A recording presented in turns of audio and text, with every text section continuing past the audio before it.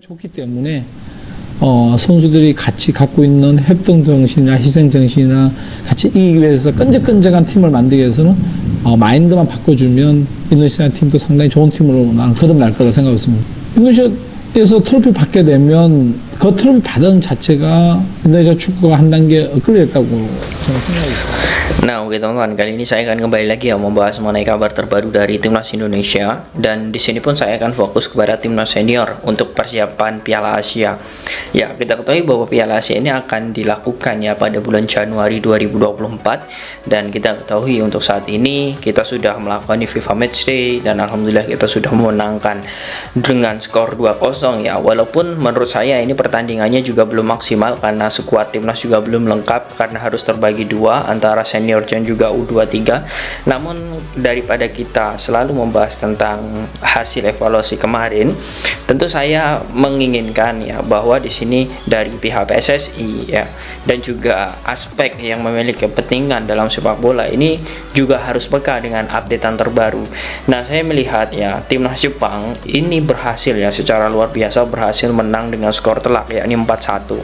Kita ketahui Jepang ini adalah calon musuh kita di Piala Asia nanti, dan ya kita ketahui Jepang pun juga memiliki beberapa kedalaman skuad yang sangat luar biasa.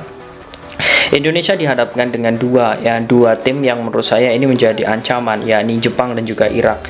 Dan tentu saya akan membahas mengenai bagaimana potensi dari Jepang dan juga Irak, kekuatan timnas dan juga kekuatan timnas Indonesia ini, dan sebenarnya apakah kita masih perlu dengan pemain-pemain keturunan untuk bisa mengantisipasi keganasan dari Jepang ini.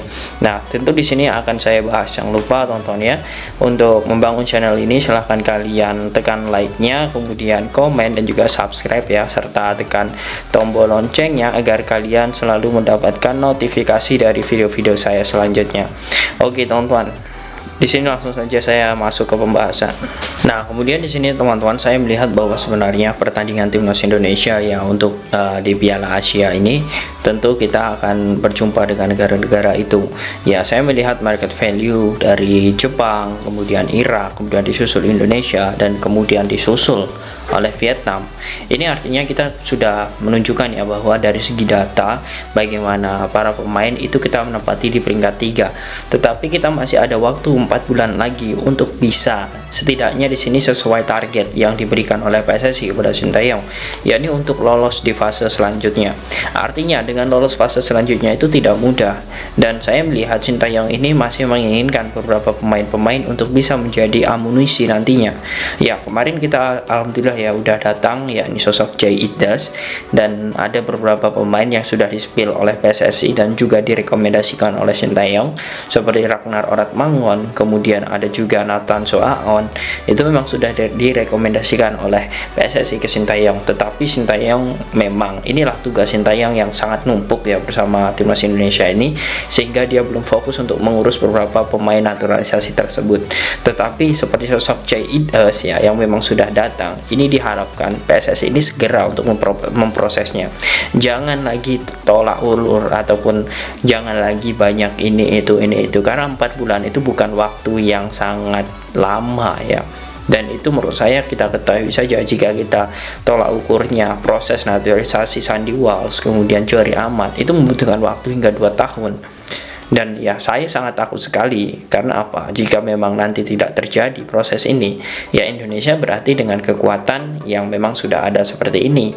Ya, kita tinggal ini melihat saja apakah kalian setuju dengan kekuatan yang saat ini ya, ataukah harus ada penambahan di saat seperti Irak ya, kemudian Jepang itu juga saat ini sedang bergelir ya, bahkan Irak pun juga masuk dalam final King Cup nanti yang saat ini berada di Thailand.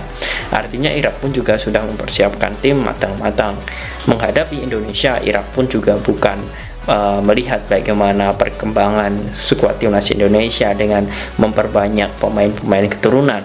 Irak pun juga tidak tinggal diam untuk Piala Asia ini. Bahkan Irak pun sudah mendapatkan 3 pemain keturunan yang sama seperti pola Sintayong, pelatihnya langsung mencari ke Swedia dan juga negara-negara Eropa Timur pemain-pemain keturunan yang memang bisa untuk menjadi bagian timnas Irak.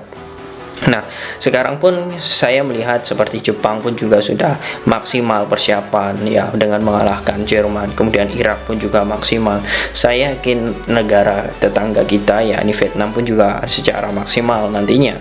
Karena saya melihat bahwa apa yang sudah dilakukan oleh Vietnam itu juga sama. Vietnam ini sekuatnya bahkan ya terbentuk kurang lebih 4 tahun silam ya, sekuat timnas Vietnam ini.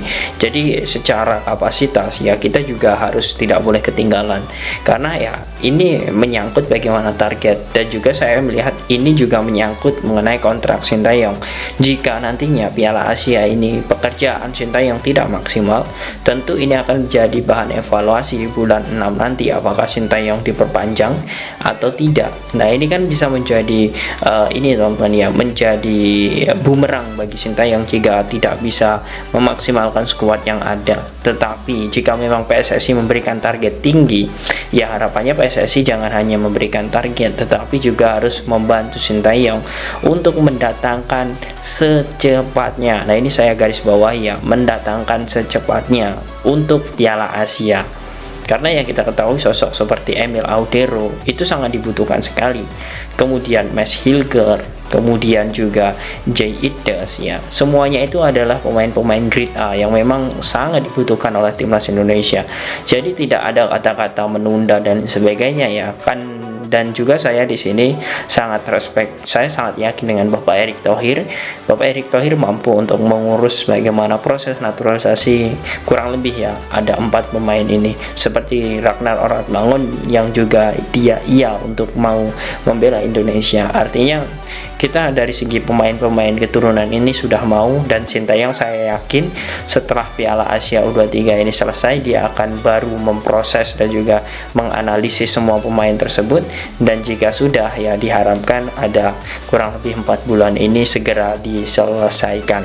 Ya harapannya seperti itu ya, kurang ya saya tidak muluk-muluk ya, walaupun 4 itu menurut saya jika semuanya terrealisasi saya akan acungi jempol bagi Bapak Erick Thohir. Jika pun tidak 2 saja ya menurut saya itu saya sudah bersyukur sekali. Nah tetapi kita akan melihat bagaimana kedepannya. Yang jelas apa yang sudah dilakukan oleh Sintayong ini sudah di jalur yang tepat, bagaimana permainan timnas juga performanya semakin meningkat, dan diharapkan apa yang akan terjadi untuk timnas kedepannya ini juga bisa menjadi tanggung jawab PSSI dan juga Sintayong. Nah bagaimana menurut kalian teman-teman dengan kemenangan Jepang lawan Jerman ini? Apakah kalian masih ingin para pemain timnas dan juga timnas Indonesia harus mendatangkan pemain-pemain keturunan lagi? Silahkan kalian tulis di kolom komentar.